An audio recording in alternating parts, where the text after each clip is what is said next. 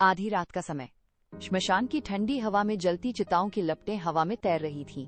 रवि दबे पांव आगे बढ़ रहा था। राख की गंध उसके फेफड़ों में भर रही थी। अचानक एक चिता की दमकती रोशनी में उसे कोई दिखा। वो वहां खड़ी थी। उसके चेहरे पर बिखरे हुए बाल थे और होठों पर गहरा लाल निशान चमक रहा था। रवि ठिठक गया। वो एकटक उसे देखता रहा। उसने रवि की तरफ गर्दन घुमाई। उसके चेहरे पर एक अजीब सी मुस्कान तैर गई। उसने धीमी आवाज में कहा, तुम बहुत देर से आए। ये आवाज सन्नाटे को चीर गई।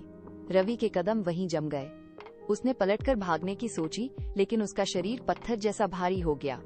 वो महिला वहीं स्थिर रही जैसे वो जलती हुई आग का ही हिस्सा हो। रवि के मन में डर की एक लहर दौड़ गई, पर साथ ही एक अजीब सी बेचैनी उसे वहीं रुकने पर मजबूर कर रही थी। उसने दोबारा उस चेहरे की तरफ देखा।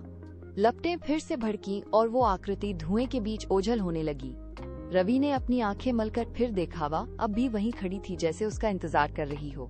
अगली रात रवि फिर से उसी श्मशान की ओर बढ़ चला। उसके पैर खुद ब खुद उस अंधेरे रास्ते पर चल रहे थे।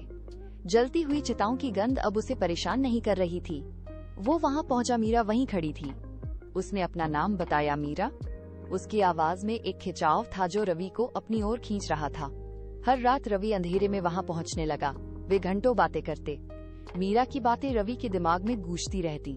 रवि के घर के काम, उसकी दिनचर्या, सब पीछे छूट गए। वो अब बस रात के होने का इंतजार करता।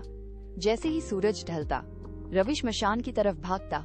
उसने मीरा की बातों को सुनना शुरू किया। उसकी हर हरकत पर गौर करने लगा। धीरे धीरे रवि का बाकी दुनिया से नाता टूट गया। उसे अब जलती चिताओं का डर नहीं लगता था। वो मीरा के इतने करीब आ गया था कि उसे अपनी सांसों की आवाज भी सुनाई देने लगी थी। उसने खुद को पूरी तरह से उस अंधेरी जगह के हवाले कर दिया था। मीरा ने मुस्कुराते हुए रवि का हाथ थामा और रवि को लगा जैसे उसका वजूद उस श्मशान की राख में घुल रहा हो। वो अपनी सुध बुध खोकर सिर्फ मीरा को देख रहा था। एक रात रवि ने झाड़ियों के पीछे से मीरा को देखा। वो एक अधजली लाश के करीब बैठी थी। मीरा ने लाश के हाथ का मांस अपने नाखूनों से नोचा और उसे निगल लिया। रवि के हाथ पैर तुरंत कांपने लगे।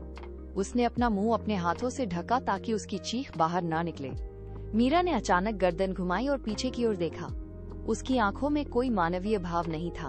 उसने एक ठंडी हंसी बिखेरी और कहा, डर गए? मैं बहुत भूखी थी। रवि वहां से अपनी जान बचाकर बेतहाशा भागा। उसके पैर पत्थरों से टकरा रहे थे, लेकिन वो रुकने का नाम नहीं ले रहा था। घर पहुंचकर वह हांफते हुए सीधे आईने के सामने खड़ा हो गया। उसने अपनी शर्ट उतारी। कंधे पर गहरे दांतों के निशान उभर आए थे। उन निशानों से गाढ़ा काला खून रिस रहा था और फर्श पर गिर रहा था। रवि ने उस निशान को छूने की कोशिश की, लेकिन उसे जोर का झटका लगा। उसकी धड़कनें तेज हो गईं।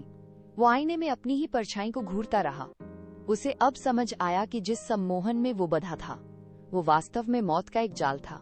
उसका पूरा शरीर उस काले निशान के आसपास सुन्न पड़ने लगा था। अगले कुछ दिनों में रवि का शरीर सूखने लगा।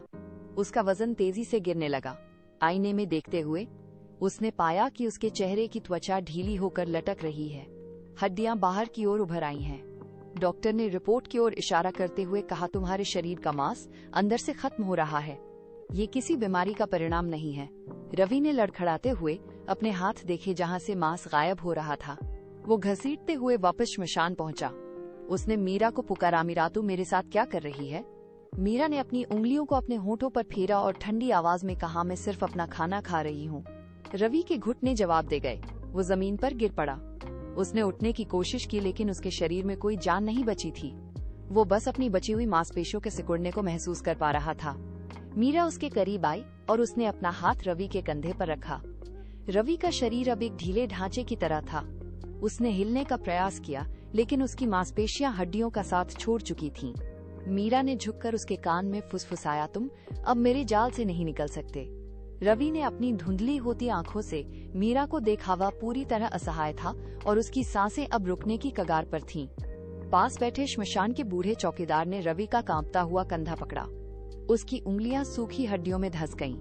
चौकीदार ने धीमी और भारी आवाज में कहा, बेटा ये लड़की 20 साल पहले ही मर चुकी है। जो भी इसे अपना दिल देता है, ये उसे धीरे धीरे जिंदा खाकर राख कर देती है। रवि ने अपने हाथ की ओर देखा। उसकी उंगलियों से सारा मांस गायब हो चुका था, केवल पीली हड्डियां बची थीं। मीरा धीरे से उसके पास आई।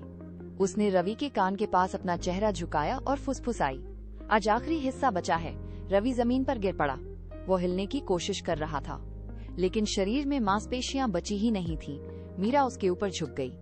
रवि ने अपनी आखिरी सांस लेने की कोशिश की, लेकिन उसके फेफड़े जवाब दे गए। कैमरा धीरे धीरे रवि के चेहरे पर जूम करता है। उसकी त्वचा पूरी तरह गायब हो चुकी है। अब केवल उसकी डरी हुई आंखें बची हैं। वे आंखें अंधेरे में चमक रही हैं, जो सीधे देखने वाले को घूर रही हैं। सन्नाटा गहरा हो गया है। श्मशान की ठंडी हवा में केवल रवि की उन चमकती आंखों की धड़कन सुनाई देती है। वो अब पूरी तरह मीरा का भोजन बन चुका है।